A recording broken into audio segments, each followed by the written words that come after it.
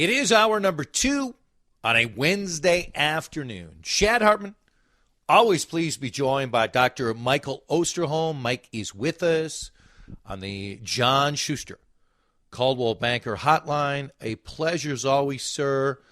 We are taking text. If you want to send a text, a question for Mike Osterholm, you certainly can send that to us, 651-461-9226.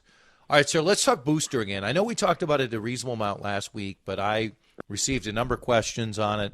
I see these stories out there still where people are wondering. And let's go into this premise.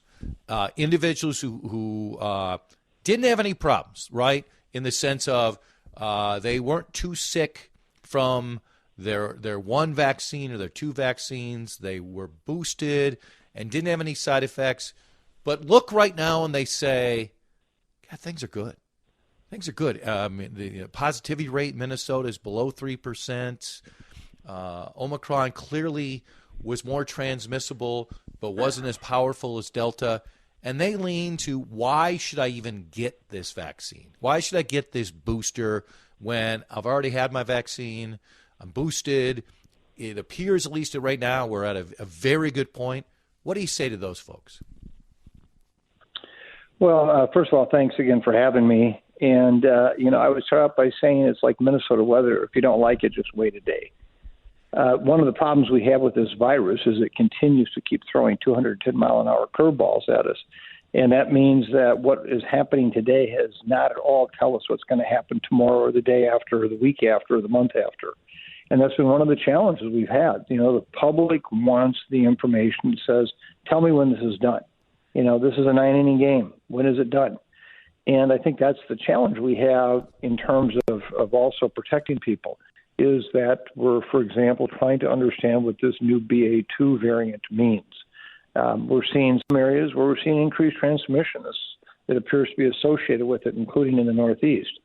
Other areas, it doesn't appear to be affecting that. But if we were to see a surge of activity here, it'd be way too late to get your vaccine to have much impact. Because remember, you need that time period from the vaccine and the vaccination to actually develop the additional immunity. So this is really a kind of a precautionary issue to say that, you already have likely good protection against serious illness, hospitalizations, and deaths, particularly if you're not immune compromised. But on the other hand, you can even get better protection. Now, the challenge we have, and I do have to acknowledge this up front, is we're only now beginning to understand what this waning immunity means with the vaccines. How long does this protection stay at that elevated level? And when does it start to trail off, and what does that mean? And we're trying to study that. But for now, I think, I got my 4th dose. So, I'll just tell you how I voted. Do you expect the folks who received a booster, I'm one of them, do you expect close to 100% to get boosted again? Because I think that number was, what was it, between 25 and 30%, or do you expect that number to be noticeably lower? We have to take into account that a vaccine and a vaccination are two very different things. Having a vaccine surely is a necessary and important part of the equation. But as you've just alluded to, and we've talked about many times on this show, why people get vaccinated or don't get vaccinated is something that we really need to better understand and help hopefully deal with that in a more effective way. If you look at those people who have had 2 doses of vaccine, only about 44 to 45% of them have gotten the 3rd dose. And the data are clear and compelling that the 3rd dose protects anyone from 18 years of age or older. And it's not that it wouldn't protect younger, we just don't have the data. It protects them in a more significant way than 2 doses from severe illness, hospitalizations, and deaths. Well, who would not want to have that on their side? An additional insurance policy against getting severely ill and being hospitalized and dying. Well, these are not people who are vaccine hesitant. They're not vaccine hostile. They've already got 2 doses. Why over half of them won't get that 3rd dose, I think, is an important question. So I do not have any illusions that recommending a 4th dose is going to mean suddenly there's even going to be more people getting vaccine. I think we could see that trail off even. So this is a challenge we have to address. We need new and better vaccines that are more durable with more protection. And that's one of the things we're working on right now at our center, is identifying how is it that we're going to get these better vaccines. Are you worried, because there have been stories that have come out on the booster, and you talked about it in your first response about, we're still trying to figure out how long your immunity lasts. Are you worried right now that the booster immunity is much shorter than the initial vaccine immunity was? Well, I think the question really is, what is immunity, first of all? What we're looking at right now is really two ways to measure that. One is looking at antibody, the amount of this material, what you do to respond in your body when you're vaccinated. But there is more than that. There's also a thing called T cells, which are very important and can have a big impact on how protected you are. We're not good at measuring those. A case in point is if you look at the current situation with the mRNA vaccines, the Pfizer and Moderna vaccine, and just as we just discussed, we see this waning immunity that may occur at 4 to 5 months. Well, but when we first got those vaccines, the initial months of protection was in the 90-95% protection level against getting infected. That's outstanding. The J&J vaccine, which was made from an adenovirus vector, a different platform to actually introduce that spike protein into the body to create the immunity against it, actually didn't do as well. It was in the 80% level, and people said, well, I'm not going to get that J&J vaccine, even though it was touted as a single dose. I want the higher protection. Well, over time, with the waning immunity from the mRNA vaccines, at 6 months, the J&J vaccine actually, instead of dropping, only gets better and better and better. So that for those that got J&J first time, at 6 months or later, they may be in better shape than any of us. What this is all telling us is we're still really learning about the best way to develop immunity. Make no mistake, the mRNA vaccines are really remarkable tools. They have saved millions of lives. But at the same time, it's really important to recognize we got to do better. And so I think that, Chad, what we're going to see one day is potentially what we call a heterologous mixing, where you may get vaccinated with one vaccine first and then a totally separate one second, which will enhance different parts of the immune system. We will likely see 2.0, 3.0, 4.0 vaccines. That's all coming. So I'm not worried about it as much as I just want it to happen sooner, and therefore, make it possible for people to feel confident that I'm protected, and I'm protected for some time to come. So is this tied to what's happening right now? And I'll remind folks, Dr. Michael Osterholm is with us on the John Schuster Coldwell Banker Hotline, where there is a panel from the FDA, an advisory committee, trying to determine where the U.S. is headed in its efforts to search for reconfigured vaccines that could help to protect against new variants. Is this exactly what you're talking about right now? Yeah, what they're looking at is the current vaccines, not new vaccines, meaning that, the companies come forward with applications for using their current vaccines. We're actually convening here at the CIDRAP, our center at the university, a thing called a coronavirus vaccine roadmap effort, where with support from several foundations and other organizations, we're trying to lay out the actual blueprint plans, a roadmap for how do you get from where we're at to the kind of vaccines that would be much more protective, having much wider breadth of protection against any new variants that emerge, and they last longer. And so that effort is ongoing. It's not going to happen overnight. But at the same time, we're pursuing that. The FDA will continue to look at any technology that's brought to it for approval, and that's what this group is looking at today. Let me get your thoughts here on the CDC.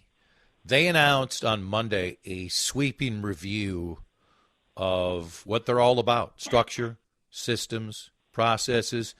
You've been pointed at times during our conversations for a couple of years now in areas where you think the CDC's handled it right, and other areas where you completely disagree with them. What do you think? Well, tell me this. What's the most concerning thing the CDC did during the pandemic so far, and what changes should they make going forward? Well, let me just start out by saying that, I have a number of very dear friends and colleagues at CDC, and it's hard to paint that as one monolithic, similar situation. It'd be like saying all Minnesotans are the same, or anybody at the University of Minnesota is the same. There are some outstanding things that happen at CDC and some really outstanding people. The current director, Rochelle Lewinsky, is a dear friend, colleague who I have the utmost respect for.